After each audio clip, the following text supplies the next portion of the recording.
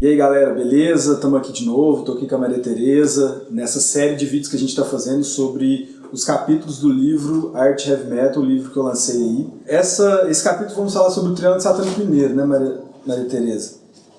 Que foi o quarto capítulo do livro, né? E ele conta um pouco mais dessa história, essa questão aí um pouco da região de Uberlândia, Araguari e tal, nosso famoso Triângulo Mineiro aqui. É isso aí, galera. Antes da gente começar a falar, se inscreve no canal, curte o vídeo, assiste os outros vídeos da série pra vocês entenderem um pouco mais sobre o livro do Igor. E aí, nesse capítulo, Igor, pra gente falar sobre a cena, né, sobre o heavy metal aqui no Triângulo Mineiro, você usa muito as estruturas de sentimento como método. O que você quer falar sobre isso, assim? O Williams ele usa esse conceito de estrutura de sentimento para analisar a questões artísticas, culturais de uma sociedade, de um povo e tal. Então ele usa isso para entender como que algumas práticas saem da emergência, né, assim, do underground para chegar à cultura dominante, ao mainstream, etc. Né? E aí, então, nesse capítulo ele tem um quê mais histórico, assim, né? Para quem for ler esse capítulo aqui, ele fala um pouco mais sobre como o heavy metal surgiu, veio pro Brasil e etc. Quem criou o heavy metal, em Minas Gerais, quem que começou. Então são coisas que realmente valem uma discussão, a princípio, pra gente começar a entender onde que a gente chegou aqui na região, né? Como que o heavy metal se emergiu aqui, enfim, coisas assim.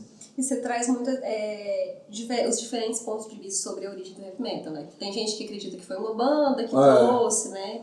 E esse negócio de criação, assim, eu no mestrado eu aprendi, durante a pesquisa eu aprendi isso, assim, que a gente tem que tomar cuidado com o que a gente fala. Sim.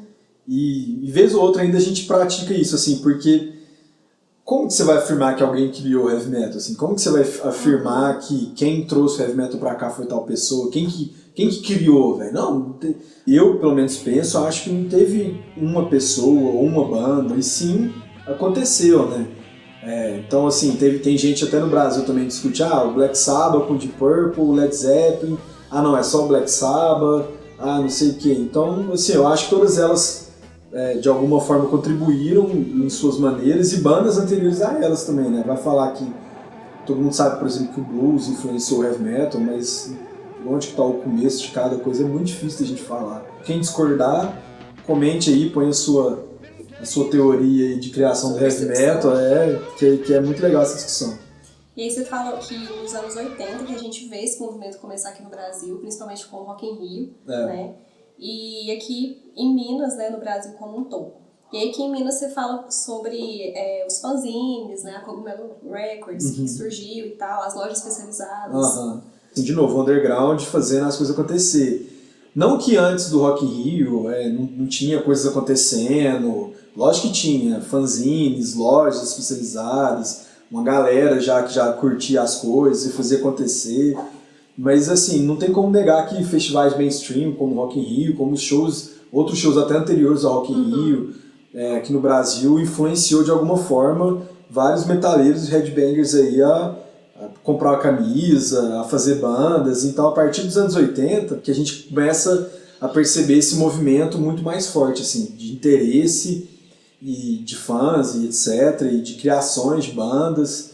E BH não foi diferente, assim, né? Então, começou a crescer uma galera lá que gostava demais de metal e ali em torno da Cogumelo ali começou a criar, então, essa cena que é famosa internacionalmente até hoje, assim, essa cena que criou Sepultura, Chacal, Overdose, Sarcófago, Holocausto, entre outras bandas aí mineiras que saíram dessas profundezas de Belo Horizonte aí. E aí você fala sobre essa influência que o mainstream teve nas bandas, e aí você começa a fazer um comparativo de álbuns, né? Você compara a arte dos álbuns, as temáticas muito parecidas. Verdade.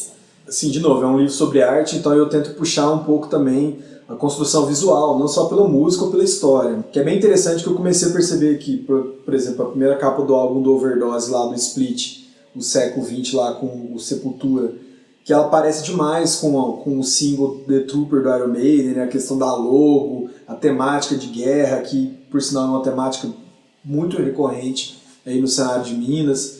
que tem a questão da mãozinha ali, tem uma mãozinha no The Trooper que também aparece ali de um soldado caído ali no meio dos escombros. Tem esse personagem que é um personagem meio esqueleto, meio zumbi, meio headbanger, assim, sei lá, né, que está no centro da imagem, destruição. Então, mostra a influência direta assim, de bandas mainstream que estava acontecendo no cenário internacional aí, que influenciou diretamente BH e depois também a região de Uberlândia, Araguari, Triângulo. E aí você fala, essa análise das temáticas traz muito essa questão do heavy metal ser questionador.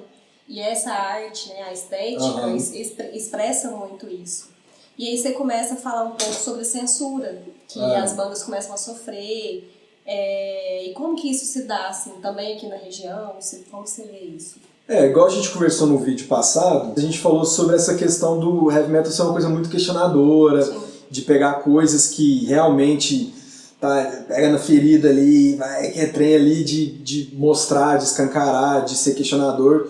E isso aí causa um certo repúdio da cultura dominante. Ela, de alguma forma, tenta desvalorizar alguma coisa da cultura emergente para não perder o seu domínio na cultura, né? Então, a censura é uma prática comum assim, da cultura dominante que não quer perder a sua hegemonia assim, na cultura, né? Então, isso é interessante a gente destacar isso também, que aborda o livro de alguma forma. Eu lembro que uma vez eu estava viajando de carona e uma menina foi comentar que ela tinha ido num festival de heavy metal, que ela falou assim, nossa, eu nunca achei que uma banda de heavy metal ia contestar o governo, não sei o quê. Só que, tipo assim, quando você entra, né, no seu livro, principalmente a gente enxerga muito isso, é totalmente o contrário. Surgiu como uma coisa totalmente contestadora, né? E as pessoas não têm essa visão, acham que é só do demônio ou alguma coisa assim, né? Que é muito divertido, assim, eu vejo tudo isso, essa parte do demônio e como uma zoeira, assim. A gente tem muitos headbangers aí que são cristãos, né? O Dave Mustaine do Megadeth, o Tom Araya do Slayer, que hoje eles falam que são cristãos, mas ainda, por exemplo, o Tom Araya nos discos usa muita coisa de questões meio grotescas, assim. Então eu acho muito mais graça do que medo, mas assim, é uma visão minha também, né? E aqui na região tem muito essa questão do metal extremo, né? Como a gente comentou quando a gente estava falando do underground, a gente falou muito sobre isso, que nos anos 90 tinha essa predominância de bandas, que, como você disse, né? Do submundo, que são mais essa pegada mais extrema, mais de profanação e tal, do que uma pegada mais leve, assim, né? Aqui, porque nos anos 90, então, assim, aqui na região já estava acontecendo, né? Esse capítulo eu conversei muito com o Manu, um abraço para ele, que ele fez parte do Sarcófago e depois que o Wagner veio para cá, para Uberlândia. E aí ele pegou o Manu, que já tinha uma banda de metal extremo, o Angel Butcher, e aí ele chamou o Manu para tocar bateria no Sarcófago, e aí eles gravaram o segundo disco, que tem uma das capas mais fodas do metal extremo, que é o Roaching, que é uma caveira dando um beijo em Jesus Cristo morto, maravilhoso a capa. E aí, essa cena, essa galera igual BH, que puxava o negócio pro lado extremo, já, principalmente pela Cogumelo, que influenciava essas bandas nesse estilo, fazendo coletâneas de banda, fazendo split, lançando, aqui não podia ser diferente, porque tinha uma conversa, uma ponte entre, depois que o Wagner veio pra cá, tinha uma ponte mais bem estruturada, mas até mesmo antes já tinha uma influência de BH e de Uberlândia para lá, o Manu já trocava cartas e demos com o pessoal de fora também, então nos anos 90 começou a surgir muito metal extremo porque estava em ascensão, né? Então Uberlândia e Araguari, essa região aqui, abraçou isso e foi um local muito propício, assim, porque as pessoas, os praticantes do underground aqui gostavam e faziam, e aí surgiu várias bandas na época aqui, Nosferatu e depois o Cirrose, que lançou o primeiro split pela Cogumelo e agora está em ação de novo aí, lançando um novo trabalho. Igual eu te falei, esse capítulo é um capítulo mais histórico, quem gosta mais dessa parte histórica, eu acho que vai divertir lendo esse capítulo aí.